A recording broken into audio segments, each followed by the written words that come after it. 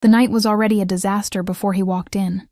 The kitchen had sent back 3 orders, my feet ached in the second-hand heels I'd picked up from the thrift store, and my manager, Victor, kept hovering like a vulture, waiting for me to make a mistake.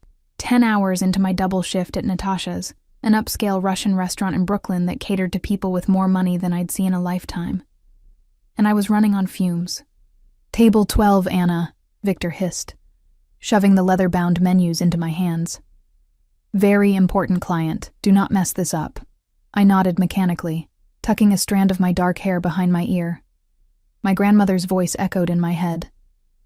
"Держи голову высоко, Anushka." Keep your head high, Anushka. The memory of my babushka sent a familiar pang through my chest. 3 years since she'd passed, taking with her the last connection to my Russian heritage, and most days I could barely remember her face. But her voice, that I could never forget. I made my way across the dimly lit restaurant, weaving between tables of New York elites draped in designer clothes and dripping with jewelry that cost more than my rent. The air was thick with the scent of rich food, expensive cologne, and wealth, a combination that always made me feel like an imposter in my stiff white shirt and black skirt. And then I saw him. He sat with his back to the wall, facing the entrance, a position that offered a clear view of everyone who entered and exited. Even seated, I could tell he was tall, broad-shouldered beneath an impeccably tailored dark suit that probably cost more than my yearly salary. His face was all sharp angles, high cheekbones, straight nose, a jawline that could cut glass, framed by closely cropped dark hair with the faintest touches of silver at the temples. But it was his eyes that made my stomach clench. Cold, calculating, the color of steel, taking in everything while revealing nothing. He wasn't alone. 2 men flanked him like sentinels, their bulky frames failing to conceal the obvious bulges of concealed weapons beneath their jackets. A 3rd man stood near the entrance, his gaze constantly sweeping the room, hand never far from his inside pocket. I'd worked at Natasha's long enough to recognize his type. We served plenty of wealthy businessmen, but the ones with security details and eyes that never stopped scanning the room weren't just businessmen. They were something else entirely. Drawing a deep breath, I approached the table. "Good evening, gentlemen. Welcome to Natasha's. My name is Anna, and I'll be your server tonight." The practiced words fell from my lips with rehearsed ease. "May I start you with some drinks?" The 2 men flanking him didn't acknowledge me, their eyes continuing to scan the room, but he looked up, his gaze sliding over me with clinical detachment, as if assessing a piece of furniture. "Vodka," he said simply, his voice deep and smooth with the faintest trace of an accent. "Beluga Gold Line, chilled, no ice." I nodded, turning my attention to the others, but he cut me off with a flick of his hand. "Just for me. They don't drink on duty." "Of course, sir. I'll be right back with—" "And bring some zakuski," he added, not bothering to look at the menu. "Whatever is freshest." I nodded again, turning to leave when his voice stopped me, this time in Russian. "И поторопись, девочка. Я не привык ждать." And hurry up, little girl. I'm not used to waiting. The dismissive tone, more than the words themselves, made something flare inside me. Exhaustion, frustration from the long shift, the lingering grief of my grandmother's death. Whatever it was, it momentarily overrode my survival instincts. «Конечно, господин. Терпение. Добродетель даже для людей в вашем положении», I replied in flawless Russian. "Of course, sir. Patience is a virtue even for people in your position." The effect was instantaneous. His hand, which had been carelessly adjusting his cufflink, froze mid-motion. The temperature in the room seemed to drop 10 degrees as those steel-gray eyes snapped to mine, all pretense of disinterest vanishing. What I'd said wasn't remarkable. A simple, if slightly impertinent response. But something in my words had triggered a reaction so visceral that even his guards tensed, hands moving subtly toward their concealed weapons. "What did you say?" he asked, his voice dangerously quiet, still in Russian. I swallowed, suddenly aware that I'd made a terrible mistake. "Я извиняюсь, если, I apologize if—" "Your name," he cut me off, switching to English. "Your full name." "Anna," I said, my voice barely above a whisper. "Anna Petrova." Something flickered across his face. Recognition? Shock? I couldn't tell. Whatever it was vanished as quickly as it had appeared, replaced by a mask of cool composure. Anna Petrova, he repeated, each syllable deliberate, as if testing the weight of my name on his tongue. Bring the vodka. Then we'll talk. It wasn't a request. It was a command. I nodded and fled to the bar, my hands trembling as I placed the order. What had I done? What about my simple Russian phrase had caused such a reaction? You look like you've seen a ghost, remarked Mikhail, the bartender, as he poured the expensive vodka with practiced precision. What's wrong? The man at table 12, I whispered. Do you know who he is? Mikhail's eyes darted toward the table, and his face paled. That's Maxim Volkov. What did you do, Anna? The name meant nothing to me, but Mikhail's reaction told me everything I needed to know. I spoke Russian to him. He said something rude, and I responded. I didn't think. You spoke Russian to Volkov? Mikhail hissed, nearly dropping the bottle. Are you insane? That man owns half of Brighton Beach. The other half is too afraid to admit he owns them too. My stomach turned to ice. A mafia boss. I'd talked back to a mafia boss. Here. Mikhail pushed the vodka toward me, along with a small plate of pickled herring and black bread. Don't make him wait longer. And Anna, whatever you do, don't mention where you learned Russian. I frowned. Why would that matter? Mikhail just shook his head. Trust me. It matters. With shaking hands, I carried the tray back to the table. Volkov's eyes never left me as I approached, tracking my movements with the focus of a predator. I set down the vodka and Zakuski with care, struggling to keep my hands steady. Will there be anything else, sir? I asked, proud that my voice didn't betray my fear. Sit, he said, gesturing to the empty chair beside him. I glanced around nervously. Sir, I'm working. I can't. Victor won't mind, he said. And as if summoned by magic, my manager appeared at my elbow. Take your break, Anna, Victor said, his usual imperious tone replaced by something approaching deference. Mr. Volkov has requested your company. Before I could protest, Victor had disappeared, leaving me no choice but to sink into the chair beside the most dangerous man I'd ever encountered. Volkov dismissed his guards with a subtle nod, and they retreated to a respectful distance, close enough to act if needed, but far enough to give us privacy. Where did you learn that phrase? Volkov asked without preamble, his voice low. I blinked in confusion. Which phrase, sir? Patience is a virtue even for people in your position, he quoted. Those exact words. I don't understand, I stammered. It's just a saying. My grandmother used to tell me, your grandmother. He interrupted, leaning forward slightly. What was her name? A warning bell sounded in my head. Mikhail's caution about not revealing where I'd learned Russian echoed in my thoughts. Why do you want to know about my grandmother? I asked, my voice smaller than I intended. Something dangerous flashed in his eyes. Answer the question, Anna Petrova. The way he said my name sent a shiver down my spine. Elena, I whispered. Elena Petrova. She died 3 years ago. Volkov went still, his expression unreadable. He reached for the vodka, downed it in one smooth motion, then set the glass down with deliberate care. Elena Petrova from Odessa? My breath caught. Yes, how did you... And your mother? What was her name? My confusion deepened. Katya. She died when I was a baby. I never knew her. He closed his eyes briefly, and when he opened them, there was something new in his gaze, something that looked almost like pain. Do you know who your father is, Anna? He asked, his voice strangely gentle now. I shook my head. Grandmother said he was an American businessman who abandoned my mother when she got pregnant. I don't even know his name. Volkov reached into his jacket, a move that made his guards tense until they realized he was simply retrieving his phone. He tapped the screen a few times, then turned it toward me. The photo showed a much younger version of my grandmother, her arm around a beautiful young woman with my same dark hair and green eyes, my mother. I'd seen the picture before, one of the few my grandmother had kept. But what I hadn't seen was the third person in the photo, partially cut out of the version my grandmother had shown me. A young man with dark hair and steel-gray eyes, his arm protectively wrapped around my mother's waist.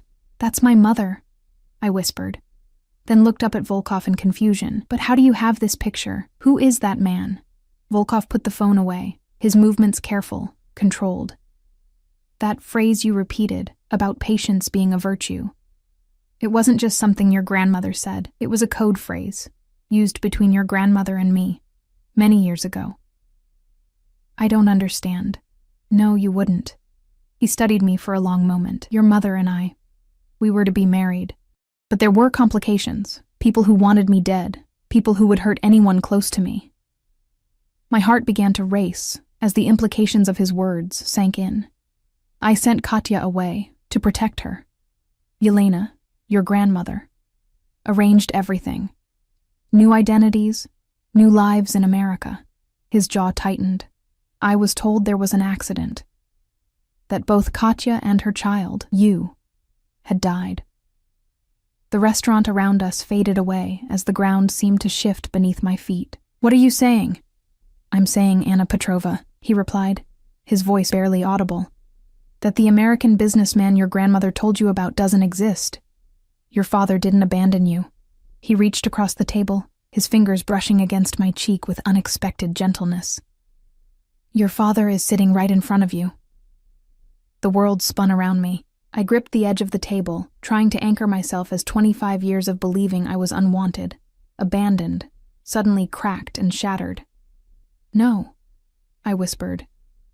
"That's not possible. Grandmother would have told me. Would she? The same grandmother who used one of our secret code phrases as a common saying? Who cut me out of every photograph? Who told you your father was an American who abandoned you?" His eyes darkened. "Yelena took you from me, Anna. She made me believe you were dead." I stood abruptly, nearly knocking over my chair. "I need to go." "Anna." He reached for my wrist, but I pulled away. "I need a moment. Please." Something in my face must have convinced him, because he nodded, releasing me. "Don't run, Anushka. Not now that I've found you." The use of my grandmother's pet name for me sent another shock through my system. I turned and fled toward the back of the restaurant, pushing through the kitchen doors and out into the alley behind Natasha's. The cool night air hit my face and I gulped it down, trying to steady my racing heart. This couldn't be happening. The most feared man in Brighton Beach couldn't be my father. My grandmother couldn't have lied to me my entire life, but even as I denied it, pieces began falling into place. My grandmother's paranoia about strangers, our frequent moves throughout my childhood, her insistence that I never tell anyone about our Russian background, the way she'd stiffened whenever news about the Russian mafia appeared on television, and my mother's eyes in that photograph. The same steel gray as the man sitting at table 12, Anna. I whirled around to find Victor standing in the doorway, his usual smug expression replaced by one of genuine concern. "He's asking for you," Victor said quietly. "Whatever is happening between you and Volkov, be careful. Men like him don't take rejection well." I wrapped my arms around myself, suddenly cold despite the warm summer night. "Did you know? About him? About me?" Victor shook his head. "I only know that Maxim Volkov doesn't speak to waitresses, doesn't show personal photos to strangers, and doesn't let people walk away from him." He hesitated. "But he's letting you set the pace. That means something." I closed my eyes, trying to think. I could run, disappear, start over somewhere new, just as my grandmother had taught me to do whenever trouble found us. But I was tired of running, tired of not knowing who I was or where I came from. If this man, this dangerous, powerful man, was truly my father, didn't I deserve to hear his side of the story? "I'll come back in," I said finally, "but I need answers, not threats or intimidation." Victor nodded, looking relieved. "I'll tell him." As Victor disappeared back into the restaurant, I took one final deep breath of night air. My life had been upended in the space of a single conversation, all because I'd responded to a rude comment in Russian. Whatever happened next, there would be no going back to the life I'd known this morning. I squared my shoulders and walked back inside, toward the man who claimed to be my father. toward answers I wasn't sure I was ready to hear, toward a future suddenly as uncertain as my past had become. The walk back to Volkov's table felt like crossing a minefield. Every eye in the restaurant seemed fixed on me, though I knew it was just my imagination. To them, I was still just a waitress, invisible unless they needed something. They couldn't see how my world had just imploded. Volkov stood as I approached, a gentleman's gesture that seemed incongruous with what I knew about him. He dismissed his guards with a subtle flick of his fingers, and they retreated further, giving us privacy while maintaining their watchful presence. "Shall we go somewhere more private?" he asked, his voice carefully neutral. I shook my head. "No, here is fine. Public was safer. Witnesses meant protection." A faint smile touched his lips, as if he understood my reasoning and approved of my caution. "Very well." He gestured to the chair beside him, and after a moment's hesitation, I sat. For several long seconds, neither of us spoke. I studied his face, searching for resemblances I might have missed before. The shape of his eyes, the set of his jaw. Yes, there were echoes of my own features there, subtle but unmistakable now that I was looking for them. "You have questions," he said finally. "A lifetime of them," I replied, my voice steadier than I expected. "But let's start with the most obvious. If you're my father, why didn't you look for me? For 25 years, I believed you wanted nothing to do with me." Something dark flashed across his face. "Because I thought you were dead, Anushka. Your grandmother—" He paused, visibly composing himself. "Yelena told me there had been an accident, that Katya and her unborn child had died. She showed me newspaper clippings, death certificates, all forgeries, I now realize. But why would she do that? Why separate us?" Volkov reached for the vodka bottle, pouring himself another measure. He offered me the glass, but I shook my head. "Your grandmother never approved of me," he said after taking a sip. "Even before I became what I am now. I was from the wrong side of Odessa, with the wrong connections, the wrong ambitions." His lips twisted in a humorless smile. "The only thing I had going for me was how much your mother loved me." He set down the glass, his fingers lingering on the stem. "And I loved her. More than anything. Despite everything, the shock, the disbelief, the lingering suspicion that this was all an elaborate lie, I felt a pang in my chest at the raw grief in his voice. "What happened to her? To my mother?" I asked quietly. Grandmother would never talk about it. "A car accident. Real, not fabricated." His voice hardened. "But the circumstances were complicated." "Complicated how?" He studied me for a moment, as if debating how much to reveal. "I had enemies, even then. People who would target those I cared about to get to me." A cold realization washed over me. "Are you saying my mother was murdered? Because of you?" His silence was answer enough. I pressed my fingers to my temples, trying to process this new horror. "So grandmother was right to take me away, to hide me from you." "No."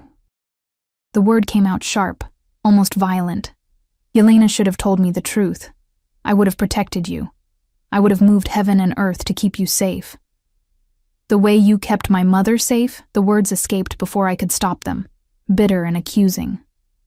I expected anger, threats. Instead, pain flashed across his face, raw and unguarded, before his expression smoothed back into careful neutrality. "I made mistakes," he admitted quietly. "I was young, arrogant. I thought my growing power would shield those I loved." His jaw tightened. "I was wrong." We fell silent again, the weight of the past hanging between us. Around us, the restaurant continued its evening rhythm, waiters gliding between tables, the soft clink of silverware against china, murmured conversations, while my entire existence rearranged itself.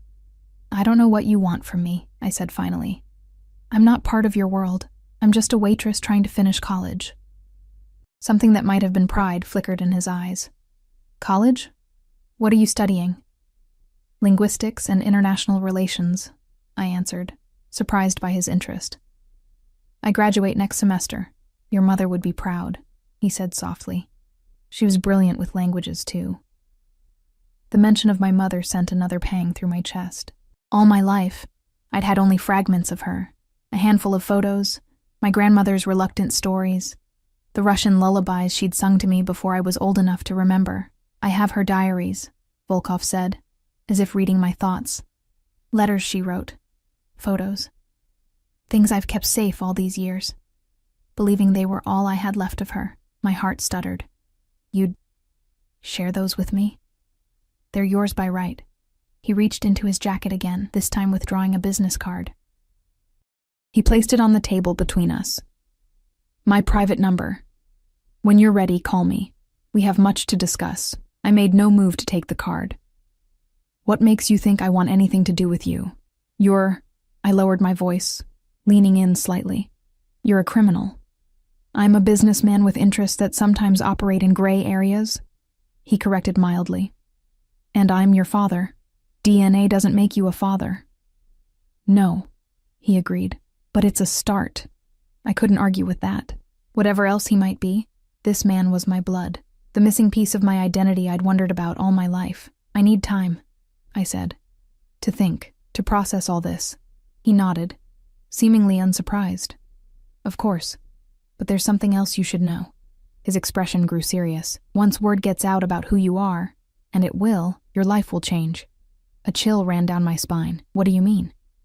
My enemies will see you as leverage, a way to get to me. His voice remained calm, but his eyes had hardened.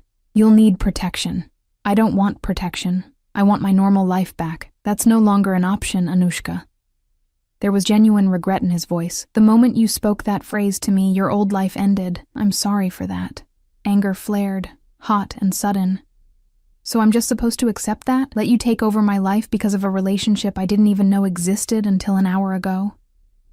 No, he said, surprising me again. You're supposed to make your own choices, but with full awareness of the consequences. I looked around the restaurant, suddenly paranoid. Were there people watching us even now? Would I walk home tonight and find myself followed, kidnapped, used as a pawn in some underworld power game?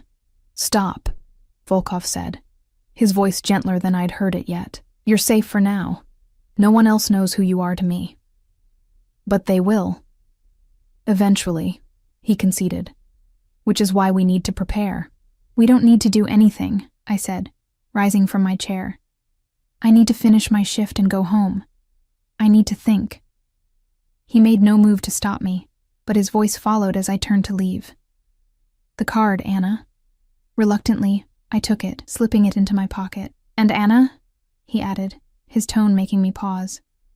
Don't go to your apartment tonight. I turned back, alarm rising. Why not? Precaution, he said simply. Stay with a friend, somewhere unexpected. You're scaring me. Good. Fear will keep you vigilant. He stood, straightening his already immaculate suit. I'll be in touch tomorrow. With that, he placed several $100 bills on the table, an outrageous tip for a glass of vodka and a plate of zakuski, and walked toward the exit, his security detail falling into formation around him. I watched him go. This stranger who was my father. This dangerous man who had upended my entire existence with a few sentences. Only when the door closed behind him did I realize I was shaking. Anna? It was Victor, hovering nearby with an anxious expression. Everything okay? I nodded mechanically, though nothing was further from the truth. Fine, I need to finish my shift. Victor's eyes darted to the table, widening at the stack of bills Volkov had left. Take the rest of the night off, he said. Whatever that was about, he gestured vaguely at where Volkov had sat. It seems more important than serving drinks. I should have argued, insisted on staying. My rent was due next week, and I needed every hour of pay I could get. But the thought of plastering on a smile and taking orders after what had just happened was unbearable. Thank you, I managed, already untying my apron. I'll make up the hours tomorrow. Victor nodded, though we both knew tomorrow might bring changes neither of us could imagine. I changed quickly in the staff room, trading my waitress uniform for jeans and a worn NYU sweatshirt. As I shouldered my bag and headed for the rear exit, my fingers brushed against the hard edge of Volkov's business card in my pocket. The night air had cooled, and I pulled my jacket tighter as I stepped onto the quiet Brooklyn street. Don't go to your apartment tonight, Volkov's warning echoed in my mind, sending fresh adrenaline coursing through me. Was it a genuine concern for my safety or a manipulation tactic? I had no way of knowing. I pulled out my phone, scrolling through contacts. Who could I stay with on such short notice? And what would I tell them? Sorry to bother you, but I just found out my father is a Russian mafia boss, and now I might be in danger. I settled on May, my roommate from sophomore year. She worked nights at a hospital in Manhattan, which meant her place would be empty, and she'd always told me I could crash on her couch anytime. A text and a quick subway ride later, I was letting myself into May's small Queens apartment with the spare key she kept above her doorframe. The familiar scent of her jasmine incense greeted me, and some of the tension eased from my shoulders. I was safe here. Anonymous. I collapsed onto her couch, exhaustion crashing over me in waves. The events of the night played on loop in my mind, fragments of conversation swirling like debris in a storm. Your father is sitting right in front of you. Your mother and I were to be married. My enemies will see you as leverage. My phone buzzed, startling me from my thoughts. An unknown number flashed on the screen, followed by a text message. You're being watched. Stay inside. I'm handling it. My heart leapt into my throat. I moved to the window, peering carefully through the blinds at the street below. Nothing seemed out of place. No suspicious vehicles, no lurking figures. Just the normal late-night quiet of a residential street. Another text arrived. Not from the street. The building across from your friends. 3rd floor, 2nd window from the left. Ice flooded my veins. How did he know where I was? I hadn't told anyone where I was going. Hadn't used a credit card or rideshare app that could be traced. As if anticipating my question, a 3rd message appeared. I had you followed for your protection. My men are taking care of the surveillance now. I stared at the message in disbelief, torn between gratitude that someone was watching out for me and fury at the invasion of my privacy. Before I could decide which emotion to act on, movement across the street caught my eye. Shadows shifting against shadows, too deliberate to be coincidental. Then a brief flash, like light reflecting off metal, followed by stillness. My phone buzzed again. It's done. You're safe for tonight. We'll talk tomorrow.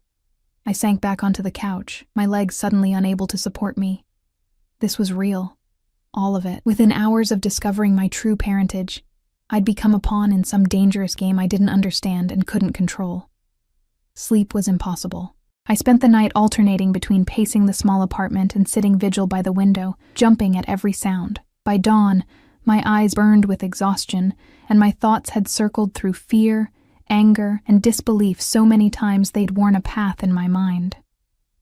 As the first light of morning filtered through the blinds, my phone buzzed with another text from the unknown number, from Volkov. Car waiting downstairs, black Mercedes.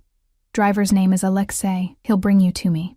I hesitated, my thumbs hovering over the keyboard. Part of me wanted to refuse, to run as far as possible from this man and the chaos he'd brought into my life. But another part, the part that had always wondered about my father, that had created countless fantasies about who he might be, needed answers only he could provide.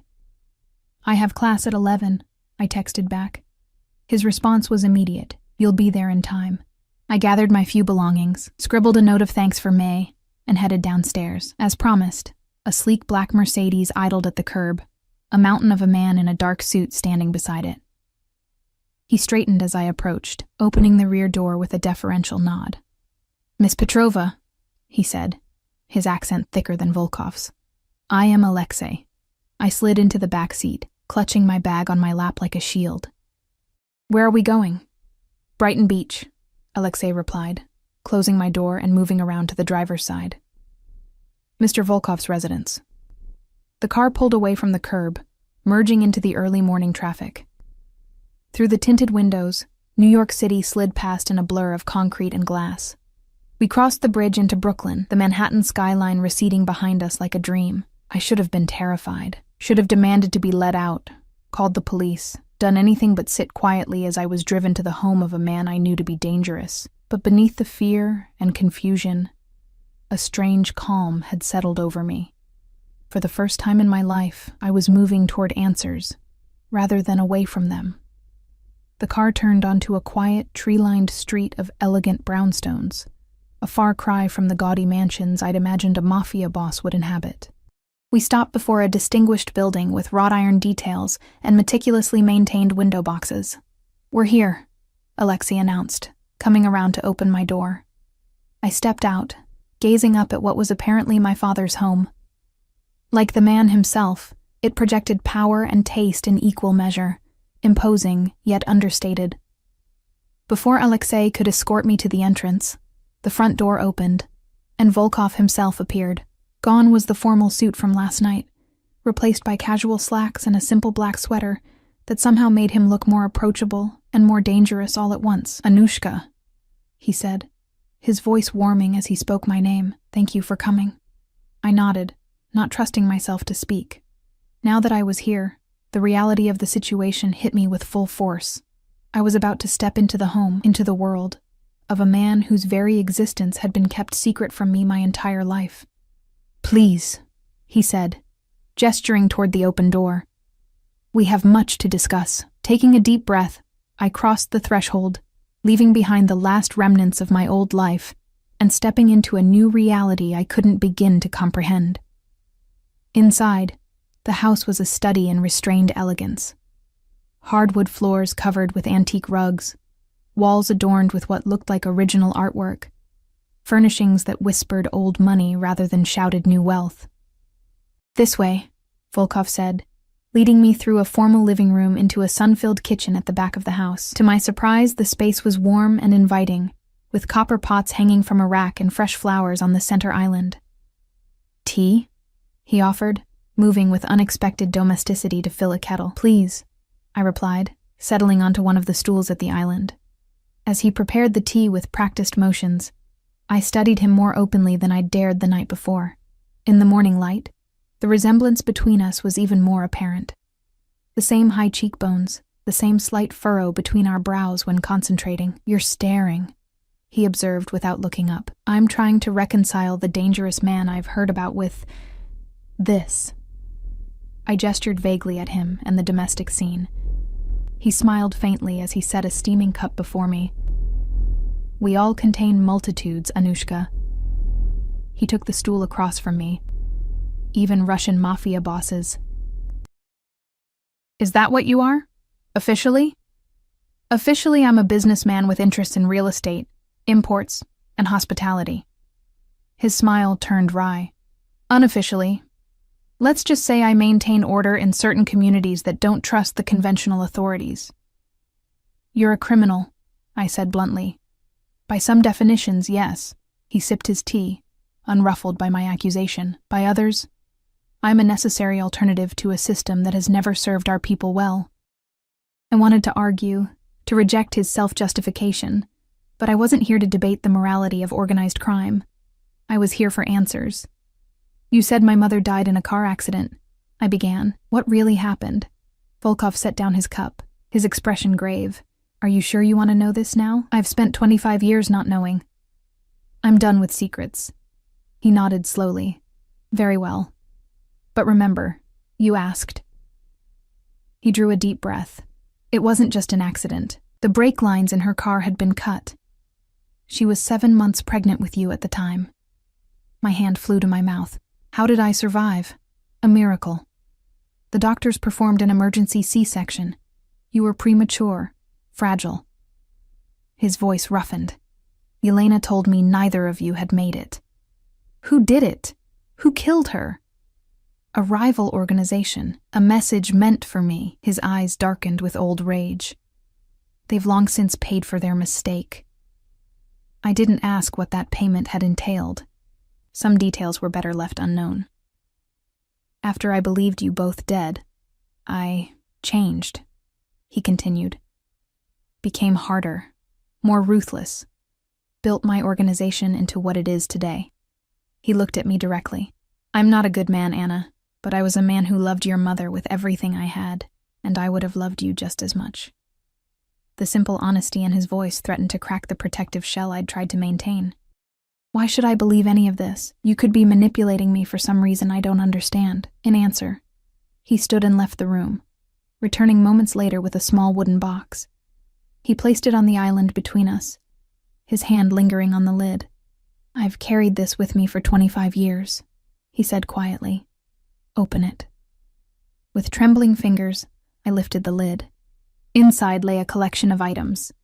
A faded photograph of a young woman, my mother, laughing at the camera. A delicate gold chain with a small emerald pendant. A handwritten letter in Cyrillic.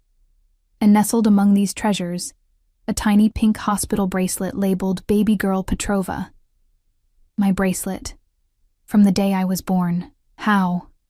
I whispered, lifting it with reverent fingers. I bribed a nurse to give me something. Anything from the daughter I thought had died. He answered. I needed something tangible to mourn. Tears blurred my vision, as 25 years of believing myself unwanted collapsed under the weight of this simple proof of a father's grief. There's more, Volkov said gently. Letters your mother wrote to you while you were in her womb.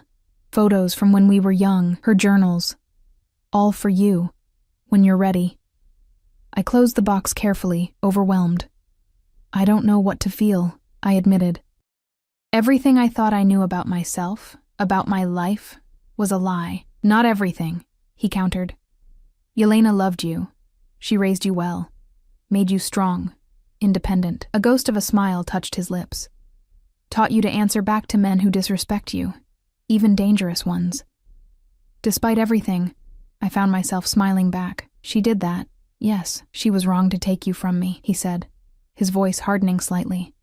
But her motives were pure. She wanted to protect you from my world. And now? Now you're part of it whether either of us wants that or not. He leaned forward, his expression grave. People will have seen us together last night. Questions will be asked. Connections will be made. It's only a matter of time before my enemies learn about you. Fear knotted in my stomach. What does that mean for me? It means changes, security, precautions. He held up a hand as I started to protest. I'm not asking you to abandon your life, Anushka. Your studies, your friends. Those can continue. But certain adjustments will be necessary. What kind of adjustments? I asked, already dreading the answer. Volkov's expression remained calm, but his eyes were watchful, gauging my reaction. For starters, you'll need to move. Your current apartment isn't secure. Move? I can't afford. Money isn't an issue, he interrupted smoothly. I own several properties with adequate security. The implication that I would accept his financial support so easily irritated me. I've managed on my own this long. I don't need your money. Something like respect flickered in his eyes. Your independence is admirable, but this isn't about pride, Anna. It's about survival. I wrapped my hands around my teacup, drawing comfort from its warmth. You're asking me to uproot my entire life based on a danger I haven't even seen evidence of. The man watching your friend's apartment last night was evidence enough, he countered. If my people hadn't intervened, he left the sentence hanging, but the implication was clear. Who was he? I asked, despite myself. A freelancer, hired to track unusual movements in my circle. He shrugged slightly. Standard practice in our world. When someone like me shows interest in a waitress, people notice. Our world. Not my world. The distinction wasn't lost on me. I have classes, work, friends, I said. I can't just disappear into your protection and forget my life. I'm not asking you to. His tone was patient. Attend your classes. Keep your job if you wish, though it's hardly necessary now. See your friends. But do it all with proper security measures in place. Like bodyguards following me around campus. I scoffed. That won't draw attention at all. There are more subtle approaches. He regarded me thoughtfully. You're studying linguistics and international relations, yes? Perhaps an internship at one of my legitimate businesses would be appropriate. It would justify security without raising questions. I narrowed my eyes. Are any of your businesses actually legitimate? A smile played at the corner of his mouth. Many are. Import-export, real estate, a chain of restaurants including Natasha's. That stopped me short. You own Natasha's? Is that why Victor was so afraid of you? Victor has reason to be cautious around me, yes. Something dangerous flashed across his face before disappearing, but that's not relevant now. I filed that information away for later consideration. So what happens next? You set me up in some fortress with bodyguards, and I just adjust to being a mafia princess? His expression hardened slightly. This isn't a movie, Anushka. There are no mafia princesses, and there are only targets and assets. Right now, you're potentially both. The bluntness of his assessment sent a chill through me. This wasn't a game or a fantasy. The danger was real. I need time, I said, to process all of this, to decide what I want. Volkov nodded, as if he'd expected this response. Of course, but while you're deciding, allow me to implement basic security measures. He rose from his stool, moving to a nearby drawer to retrieve a small box. Starting with this, he slid the box toward me. Inside was a sleek smartphone. It's secure, he explained. Encrypted, untraceable. My number and Alexei's are programmed in. If you need anything at all, call. I hesitated before taking it. Accepting the phone felt like the first step on a path I wasn't sure I wanted to follow. What about my current phone? Keep it for appearances, but understand it can be monitored, tracked.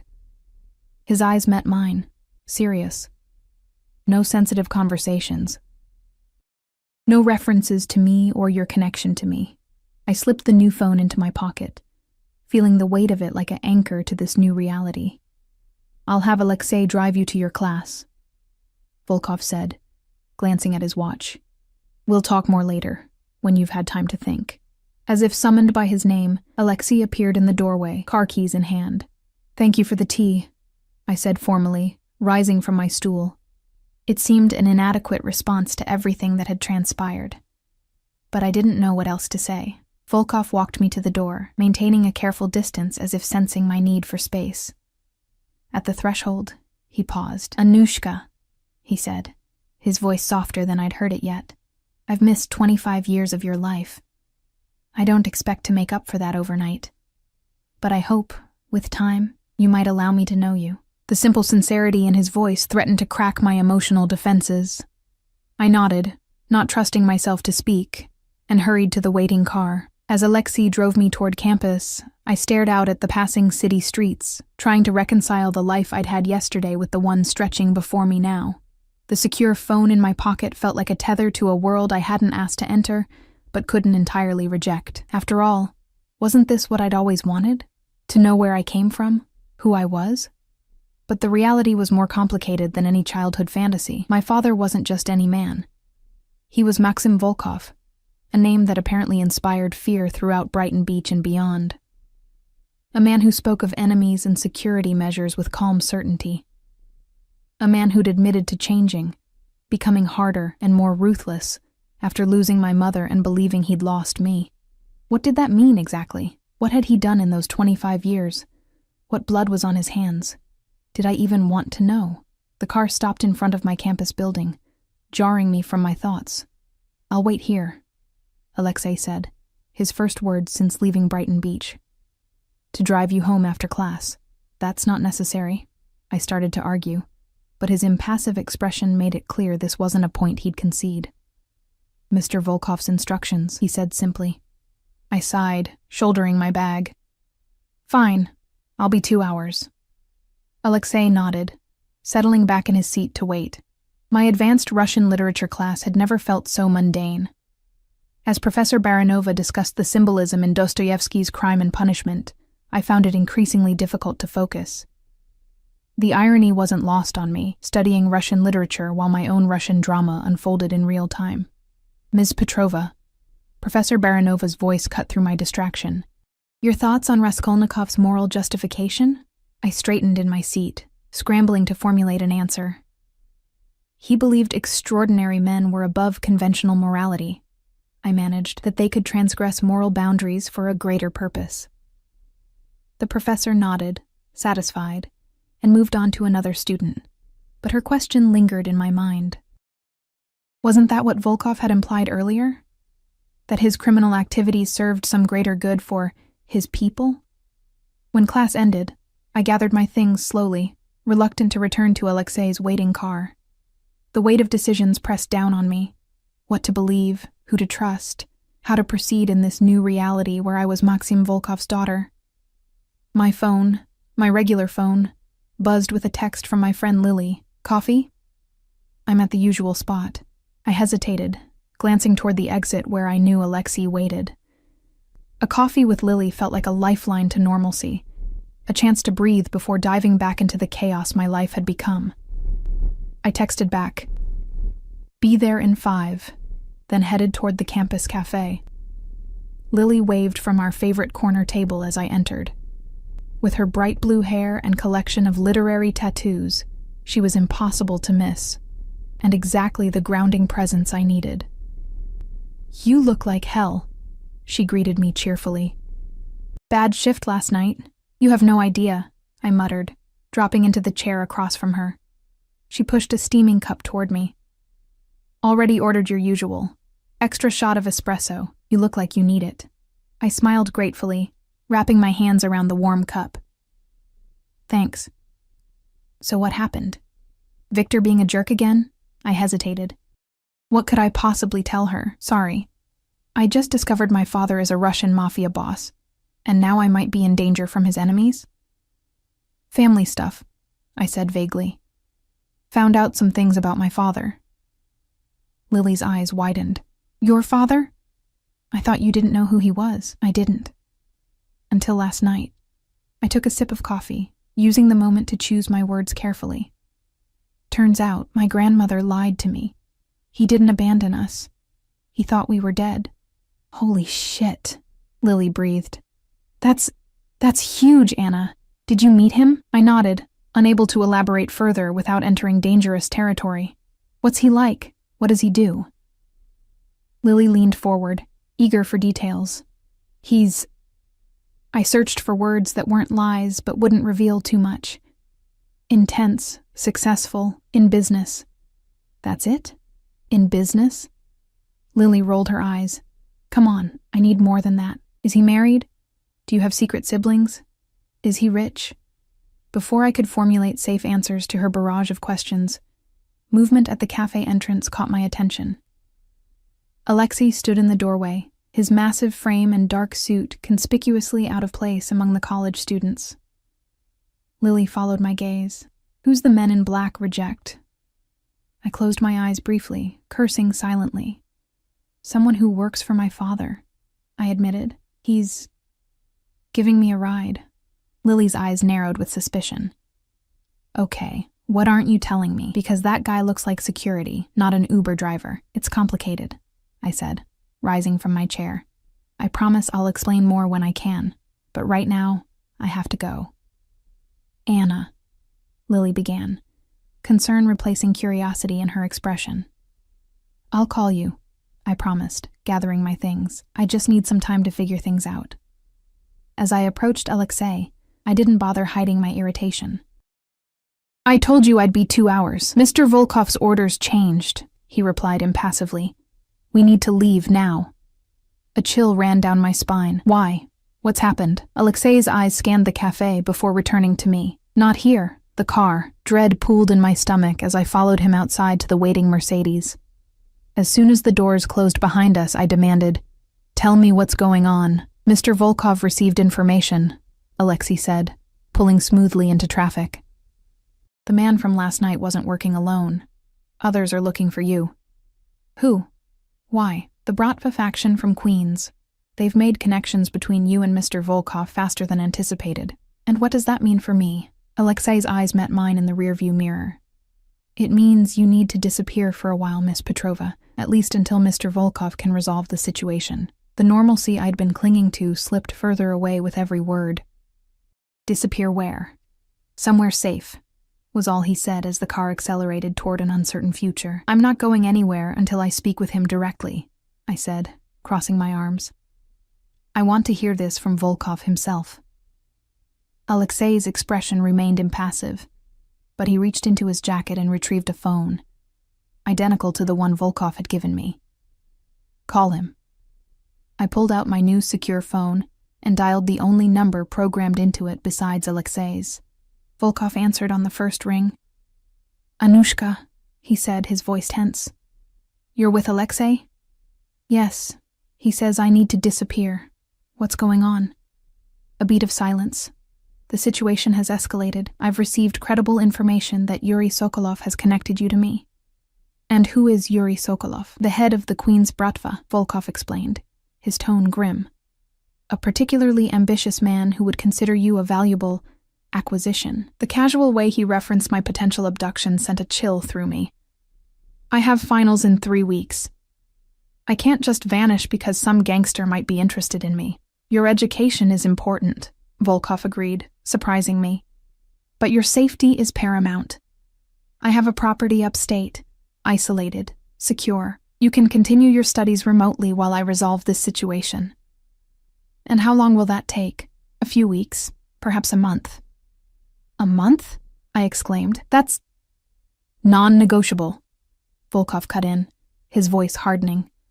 Sokolov is not someone to underestimate. His men have already been to your apartment. That stopped my protest cold. My apartment? When? An hour ago. They were thorough in their search. My stomach dropped as I imagined strangers pawing through my belongings, violating the small sanctuary I'd created for myself. Did they... I swallowed hard. Was anything destroyed? The damage is being repaired, Volkov said, which wasn't exactly an answer. I've sent people to retrieve your essential items.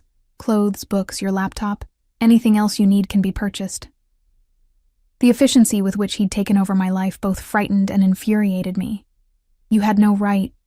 I had every right, he interrupted. As your father and as someone who understands the danger you're in, the word father hit like a physical blow. 24 hours ago, I would have given anything to hear a man claim me as his daughter with such conviction. Now, the reality was far more complicated than the fantasy had ever been. I need to let people know, I said, thinking of Lily, my professors, my boss at Natasha's. I can't just disappear without a word. Alexei has a cover story prepared. A family emergency requiring your immediate return to Russia for a few weeks. It's believable and requires no detailed explanations. The thoroughness of his planning was unnerving. How long had he been preparing for this possibility? Since the moment he recognized me last night? This is happening too fast, I said, my voice smaller than I intended. Volkov's tone softened slightly. I know, Anushka, and I'm sorry for that, but sometimes fast is what keeps you alive. Those words hung between us, stark and unarguable. Fine, I conceded. But I want your promise this is temporary. That I'll be able to return to my life when it's safe. You have it, he said without hesitation. This is about protecting you, not controlling you. Never doubt that. I wanted to believe him, despite everything. The shock, the fear, the lingering suspicion that I was being manipulated. I wanted to trust that this man who shared my blood had my best interests at heart. I'll see you at the property tonight, Volkov continued. There are matters I need to attend to first. Matters I probably didn't want to know the details of. All right. Anushka, he added, his voice lowering, trust Alexei. He would give his life for you without hesitation, simply because you're my daughter. The call ended, leaving me with that unsettling thought as the car continued its journey out of the city. I glanced at Alexei's stoic profile, wondering what inspired such loyalty. Fear? Money? Something deeper? How long have you worked for Volkov? I asked, breaking the tense silence. Alexei's eyes met mine briefly in the rearview mirror. 15 years. Why? His massive shoulders lifted in a slight shrug. He saved my life, gave me purpose when I had none. Doing what? Exactly? A ghost of a smile touched his lips. Keeping his world in order. And now, keeping you safe. I leaned back against the seat, processing this. You're comfortable with that? With what he does? Mr. Volkov is a complicated man, Alexei said carefully, but he protects what's his territory. He glanced at me again. His family. Family. Such a simple word for such a complex reality. Where are we going exactly? I asked, watching as the urban landscape gradually gave way to suburbs, then to more sparsely populated areas. Westchester County, Alexei replied. Mr. Volkov's estate is near the reservoir, very private, very secure. The car fell silent again as I watched New York City, the only home I'd ever known, recede in the distance. My mind raced with questions, fears, and the growing, uncomfortable awareness that my life had been irrevocably altered. 2 hours later, we turned onto a private road that wound through dense forest. After passing through an imposing gate with multiple security cameras, we continued for another mile before the trees opened to reveal a sprawling property centered around a stone manor house that looked like it belonged in the English countryside rather than upstate New York. "This is his?" I asked, unable to keep the awe from my voice. "One of several properties," Alexei confirmed, pulling up to the front entrance. "But this is where he comes when he needs peace." The term seemed incongruous with what I knew of Maxim Volkov, but I said nothing as Alexei opened my door and escorted me inside. The interior was unexpected, warm and elegant rather than ostentatious. Honey-colored wood, plush furnishings in jewel tones, walls lined with books, and windows that flooded the space with natural light. "Your rooms are upstairs," Alexei said, leading me toward a sweeping staircase. "Mr. Volkov thought you might want to rest before dinner." The suite he showed me to was larger than my entire apartment, with a sitting area, a massive 4-poster bed, and a bathroom that featured both a clawfoot tub and a shower big enough for 3 people. "Your things are in the closet," Alexei informed me. "If you need anything else, pick up the house phone and dial 0. Mrs. Petrenko, the housekeeper, will assist you." After Alexei left, I explored my new quarters in a daze. The closet had indeed been stocked with my clothes, neatly arranged by color and type, alongside several new items with designer tags still attached. My books sat on a shelf by a comfortable reading chair. My laptop waited on a desk beneath a window overlooking manicured gardens. It was surreal, this strange blend of my modest possessions within such opulent surroundings, like my life had been lifted from its foundations and inserted into someone else's reality. Exhaustion suddenly hit me like a physical blow. The past 24 hours caught up all at once. The shock, the fear, the uncertainty, the constant vigilance. I barely made it to the bed before collapsing. I woke to soft knocking and the realization that hours had passed. The room was now bathed in the golden light of late afternoon. "Miss Petrova?" A woman's voice, heavily accented. "Dinner will be served in 30 minutes. Mr. Volkov has arrived and asked me to inform you." "Thank you," I called back, sitting up and trying to orient myself. "I'll be down soon." I showered quickly and changed into fresh clothes, my own jeans and a new cashmere sweater I found among the items Volkov had provided. As I brushed my hair, I studied my reflection in the ornate mirror.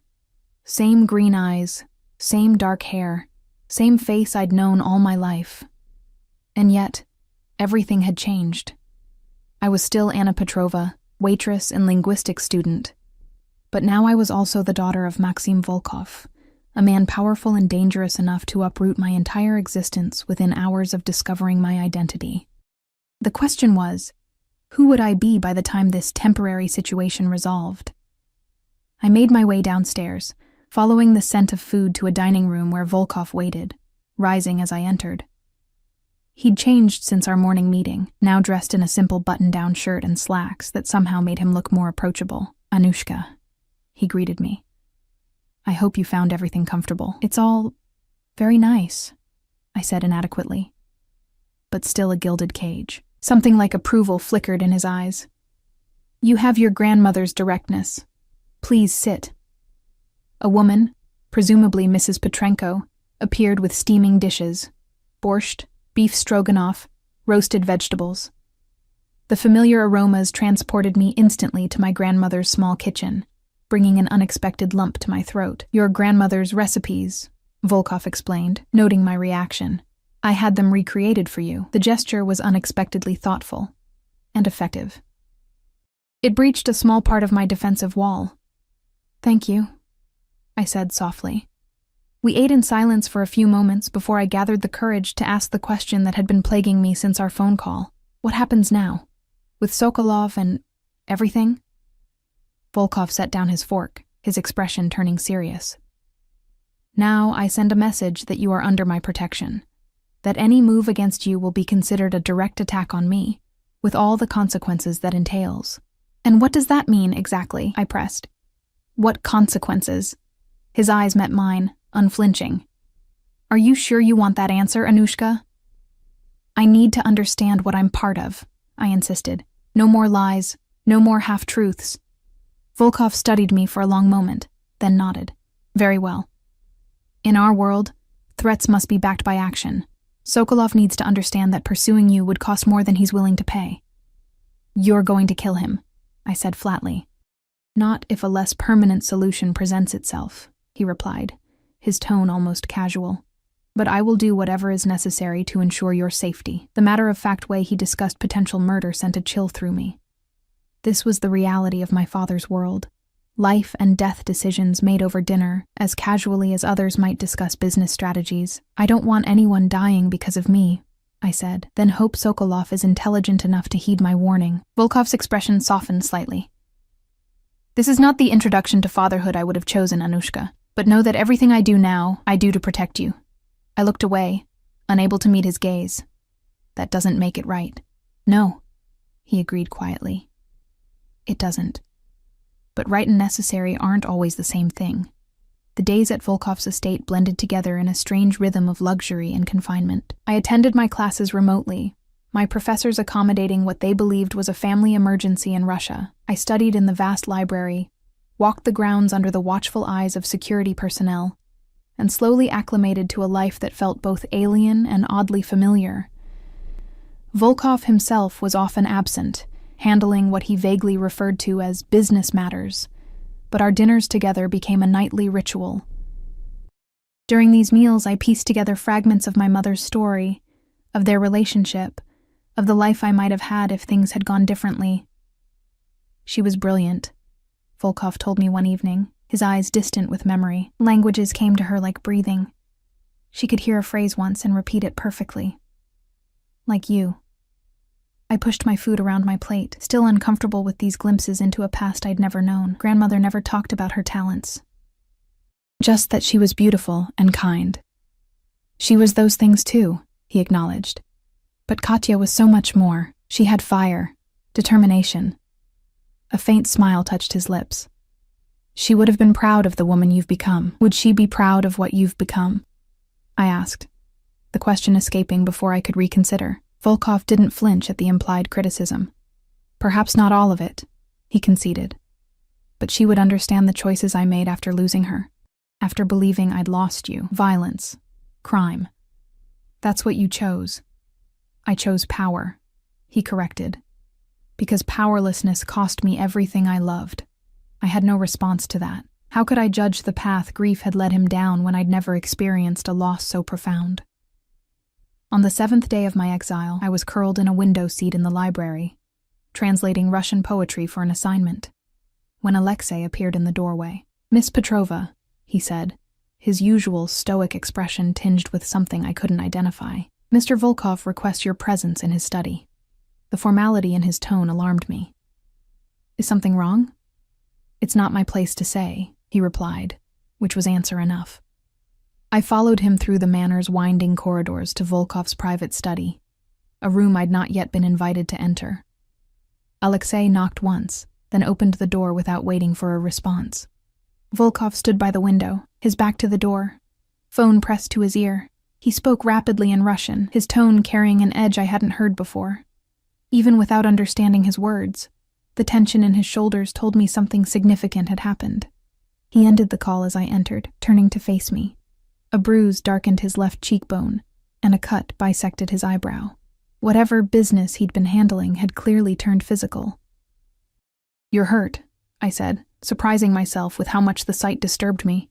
It's nothing, he dismissed, gesturing to a chair across from his desk. Please, sit. I did as he asked, noting the subtle wince as he lowered himself into his own chair. What happened? Is it Sokolov? The situation with Sokolov has been addressed, Volkov said carefully. That's not why I asked you here. Then what? I received a call from your friend Lily this morning, he interrupted. On my private line. My blood ran cold. What? How did she? Apparently, she copied my number from your phone when you weren't looking. Resourceful girl. There was a note of reluctant admiration in his voice. She's been investigating me, us, making connections. Panic flared. Is she in danger? Did you— She's fine, Volkov assured me quickly. I have no intention of harming your friend. But her curiosity poses a risk, to her, to you, to our arrangement. I slumped in relief, then tensed again as his words sank in. What did she say? She demanded to know what I'd done with you. Threatened to go to the police if I didn't produce you within 24 hours. His lips quirked in what might have been amusement. She's loyal. I respect that. Lily's just worried about me, I said defensively. I disappeared without much explanation. Which is why you need to speak with her, Volkov said. Reassure her. In person. I straightened, surprised by this unexpected concession. You're letting me go back to the city? Briefly, under controlled conditions. He leaned forward, wincing again. The situation with Sokolov has been contained, but not eliminated. Caution is still warranted. I wanted to press for details on what contained meant, but the prospect of returning to some semblance of normalcy, even temporarily, took precedence. When can I go? Tomorrow. Alexei will drive you. Volkov's expression turned serious. But Anna, this is not a return to your old life, not yet. You'll meet your friend, assure her of your well-being, and return here. Is that clear? I bristled at the command but nodded. And my classes? My apartment? We'll discuss more permanent arrangements after assessing the security situation, he said, which wasn't really an answer, one step at a time. I rose to leave, then hesitated, looking back at his injured face. What really happened with Sokolov? Volkov met my gaze steadily. Are you certain you want to know? I considered the question carefully. Did I want the truth, with all its likely violence and moral ambiguity? Or was ignorance preferable? Yes, I decided, no more secrets. He gestured for me to sit again. Very well. Sokolov refused to acknowledge my request for restraint regarding you. He saw you as leverage against me. His jaw tightened. A mistake he won't repeat. Did you kill him? I asked bluntly. No, Volkov replied. But I made it clear that his life, and the lives of those he values, exist only at my discretion. He touched the cut above his eye. He argued, forcefully, before accepting the new reality. I absorbed this, trying to reconcile the cultured man who discussed Russian poetry over dinner with the one who could threaten a rival's family without hesitation. How can you live like this? I asked quietly, with violence always a breath away. Something vulnerable flickered across his face. It's the only life I've known since losing your mother. Since believing I'd lost you, he looked away. But finding you, it changes things. What does that mean? It means I've been considering alternatives, he said carefully. Ways to extract myself from certain aspects of my business. To create a safer environment for you. The implication stunned me. You'd leave the Bratva? For me? Not immediately. Not completely. Such transitions require time, planning. His eyes met mine. But for the chance to know my daughter without fear shadowing every interaction? Yes. I would make changes. The sincerity in his voice cracked something in my carefully maintained defenses. For the first time since discovering his identity, I allowed myself to truly see him as my father. Flawed, dangerous, but also capable of change for the right reasons. I don't expect you to become someone else overnight, I said slowly. But I can't be part of that world, not ever. I'm not asking you to be, he assured me. I only ask for the chance to be in your life, on whatever terms you set. The enormity of the moment wasn't lost on me. This powerful, feared man was essentially placing himself at my mercy, allowing me to dictate the terms of our relationship. I need time, I said, to figure out what that means, what I want. Take all the time you need, he replied. I've waited 25 years to find you. I can be patient now. The next morning, Alexei drove me back to the city. The trip felt like emerging from a dream. The familiar skyline materializing through the car windows brought both relief and disorientation. We met Lily at a quiet cafe in the West Village, neutral territory that Volkov's security team had swept in advance. Her eyes widened at the sight of Alexei escorting me in, then narrowed in suspicion. I knew something was weird, she said, as I slid into the seat across from her. Are you okay? Are you being held against your will? Blink twice if... I'm fine, Lily, I interrupted, smiling despite myself. It's complicated, but I'm safe. Complicated? She repeated incredulously. Anna, you disappear for a week, and when I try to find you, I discover your father is Maxim freaking Volkov, the Russian mob boss. I winced, glancing around nervously. Could you say that a little louder? I don't think everyone in Manhattan heard you. Lily leaned forward, lowering her voice. Is it true? Is he really your father? I nodded, then spent the next hour explaining everything. The encounter at Natasha's, the revelation of my parentage, the threat from Sokolov, my temporary relocation to Volkov's estate. I omitted the more violent details, but gave her enough truth to satisfy her concern. That's insane, she breathed when I finished. Like Lifetime movie insane. Tell me about it, I agreed, sipping my now cold coffee. So what happens now? She asked. Are you like the heir to a criminal empire? I laughed despite the gravity of the situation. God, no. That's not what either of us wants. I hesitated, then added, he's talking about making changes, stepping back from certain aspects of his business. Lily's eyebrows shot up. Seriously? The notorious Maxim Volkov going straight? Not exactly, I clarified, but evolving. For me. Wow. Lily sat back, processing this. That's actually kind of beautiful, in a twisted way. I smiled wryly. My life has become one big in a twisted way. We talked until Alexei discreetly checked his watch, signaling it was time to leave. As I hugged Lily goodbye, she whispered, Be careful, but also, don't waste this chance, Anna. Not everyone gets to rewrite their story this way. Her words stayed with me during the drive back to Westchester, echoing as we passed through the estate gates, and I saw Volkov waiting on the steps. He'd come home early from his business to greet me, a small but significant gesture. As I stepped from the car, our eyes met, and for the first time, I allowed myself to truly see him, not as the fearsome Maxim Volkov, but as my father. A man who had lost everything, built a dangerous life in the aftermath, and now stood ready to reshape that life for a daughter he'd just found. Welcome back, Anushka, he said simply. I climbed the steps toward him, toward a future neither of us could fully predict. I think, I said carefully, we should talk about those changes you mentioned. Something like hope flickered in his steel-gray eyes. My eyes. I'd like that. And in that moment, standing on the threshold between my old life and whatever came next, I made my choice. Not to embrace his world, but to help him find a path out of it. Not to forget the man he had been, but to encourage the man he could become. It wouldn't be easy. The shadows of his past would follow us both.